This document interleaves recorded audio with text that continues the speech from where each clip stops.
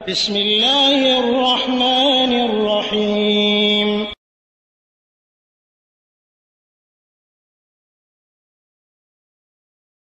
ওয়ালাইকুম আসসালাম রহমতুল্লাহ বারাকাত। সৌদি আরব খামিস মসজিদ থেকে বিল্লাল সরকার ভাই একটি প্রশ্নে বলেছেন যে জোহর আসর এবং অন্যান্য নামাজে 3 রাকাত এবং চতুর্থ রাকাতে সূরা ফাতিহার পর অন্য সূরা মিলানো কি জায়েজ আছে, বা মিলালে কি সাহু সিজদা দেওয়া লাগবে, এবং নামাজ শেষে একাই কি মুনাজাত করা যাবে? আলহামদুলিল্লাহ ওয়াসসালাতু ওয়াসসালামু আলা রাসূলিল্লাহ, আম্মা বাদ। সম্মানিত ভাই, প্রথম কথা হলো যে সূরা পড়ার নিয়ম যেটা সহিহ বুখারী মুসলিমে রয়েছে যে কানা ইয়াকরাউ ফি রাকাতাইনিল উখরায়াতাইন ফাতিহাতুল কিতাব। নবী করিম সাল্লাল্লাহু আলাইহি ওয়াসাল্লাম যোহর, আসর, মাগরিব, এশার অন্য যে নামাজগুলি ছিল এই নামাজগুলিতে বিশেষ করে যোহর আসরের শেষের 2 রাকাতে শুধু সূরা ফাতিহা পড়তেন। আর এই হাদিসকে কেন্দ্র করে এশা মাগরিবের শেষের 2 রাকাতগুলিতে সূরা ফাতিহা পড়তেই হয়। এটা সহিহ বুখারী মুসলিম হাদিস দ্বারা প্রমাণিত।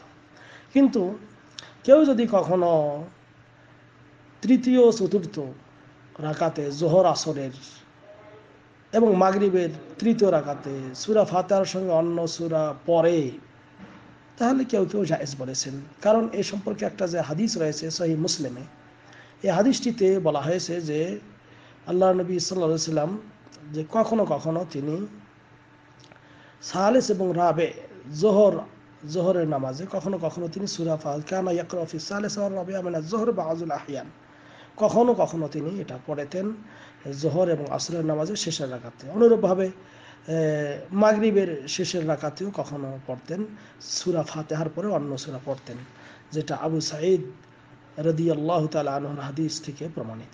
অনুরূপভাবে মাগরিবের তৃতীয় রাকাতে আবু বকর সিদ্দিক রাদিয়াল্লাহু তাআলা আনহু তিনি কখনো কখনো রব্বানা লা তুযিগ কুলুবানা বা'দা ইয হাদাইতানা ওয়া হাব লানা মিন লাদুনকা রাহমাহ ইন্নাকা আনতাল ওয়াহ্হাব, সূরা আলে ইমরানের 8 নম্বর যে আয়াত, এই আয়াতটি পড়তেন, যেটা মুয়াত্তা ইমাম মালিকে হাসান সনদে বর্ণিত রয়েছে।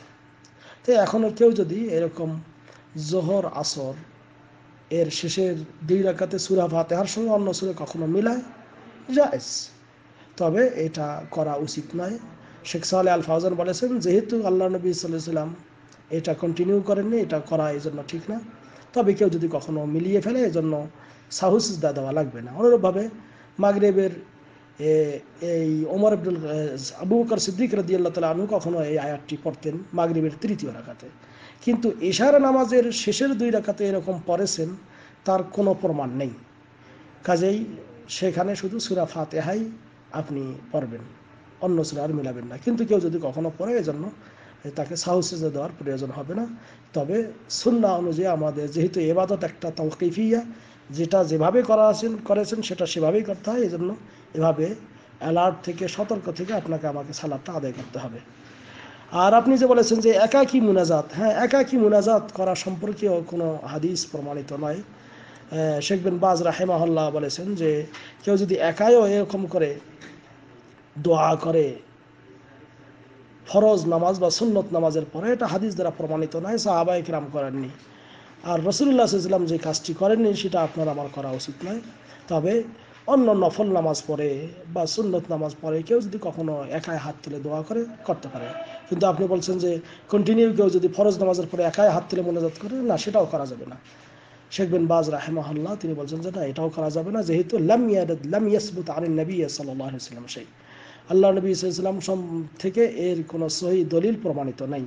কাজেই যেটা দলিল প্রমাণিত নাই সেটা আপনার আমার করা উচিত নয়, যেহেতু এটা একটা ইবাদত। কিন্তু আপনি নফল নামাজ পড়ে আপনি একাই হাত তুলে আল্লাহর কাছে দোয়া করেন, আপনার চাওয়াটা চান, তাতে কোনো অসুবিধা নেই।